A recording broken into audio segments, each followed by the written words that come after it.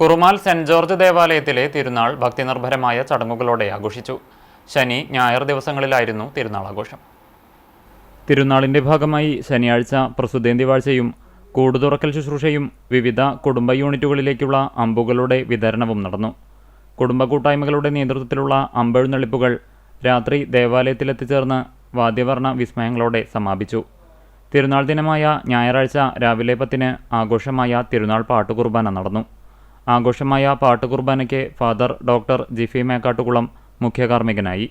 Father doctor Sajan Pindiyan തിരുനാൾ സന്ദേശം നൽകി. വൈകിട്ട് 4-ന് ഫാദർ സിൻഡോ തൊറയൻ കാർമ്മികനായി ദിവ്യബലിയുണ്ടായി. തുടർന്ന് പ്രദക്ഷിണവും 7 മണിക്ക് ഫ്യൂഷൻ നൈറ്റും അരങ്ങേറി. തിങ്കളാഴ്ച രാവിലെ ഇടവകയിലെ മരിച്ചുപോയവർക്ക് വേണ്ടിയുള്ള അനുസ്മരണ ബലിയോടെ തിരുനാൾ ആഘോഷത്തിന് സമാപനമാകും. വികാരി ഫാദർ സേവ്യർ ക്രിസ്റ്റി പള്ളിക്കുന്നത്ത്, കൈക്കാരന്മാരായ കെ ആൻഡ്രൂസ്, ഫ്രാൻസോ Francis, general convener Sunny Vadakkan തുടങ്ങിയവർ നേതൃത്വം നൽകി.